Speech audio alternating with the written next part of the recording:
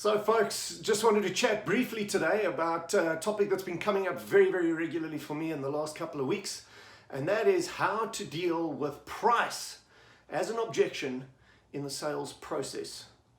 And I'm imagining already that there's a couple of folk whose blood has run cold because you're coming up against it all the time.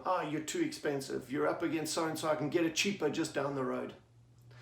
Now the reality is, folks, that if we've gotten to a place in the negotiation where it's all about price, then I'm going to suggest that somewhere in the process we haven't established the value of our product, the value of our services as it pertains to the client.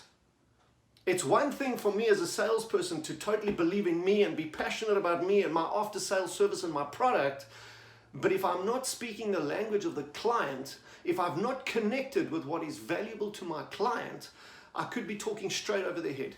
I might as well be whistling in a thunderstorm. Even as I give them all the facts and figures about how fast this car goes, how big the baggage capacity is, what the fuel consumption is, if none of those issues are important to the client, we're wasting time. Their time and my time. A little twist on an old proverb is that value is in the eye of the beholder.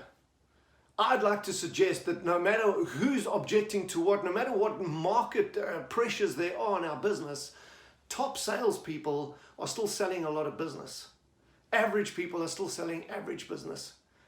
May I suggest that top salespeople are obviously selling differently. And therefore the whole price negotiation thing is something that they've gotten very good at dealing with. I'd like to suggest, folks, that if we are able to get an understanding and find out from our client what is important to them long before we do our pitch or our proposal or whatever the case might be, that the concept of price as an objection will be one that we'll have to deal with less. So how's about this, folks?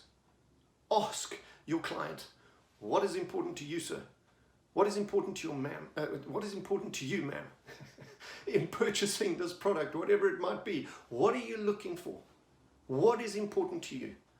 I would recommend, folks, that we need to be asking a lot more questions and doing a lot less presentations when it comes to selling. Remember that a client's reason for seeing you in the first place is totally different to your reason for seeing them. The client's reasons for buying a product are way more important than your reasons for selling that product. I firmly believe that if we go in with an attitude of finding out more about our client, their wants, their needs, their desires, or even the pressures that are on them to make this purchase, the more questions we ask, the better information we've got, so that we can take our facts and our figures and our passion that we've got around our product, and we can speak to that information that we've gathered from the client in the asking process, so that when we do the proposal, price is no longer the focal point. Whenever price does come up, I'm the one who says to folks, other than price, what are your top two concerns? And I try and turn the conversation back into what is important to the client. The reality is, folks, I've got nothing for you, and I don't think there's any other training consultant out there that's got something that's going to take price off the table. But if we are able to get more information that pushes price a little bit to the left or the right of the table, and we can focus on what is important to our client, what is of real value to our client, they will be prepared to pay the price that we are asking, as long as we meet their needs and their desires as they see it.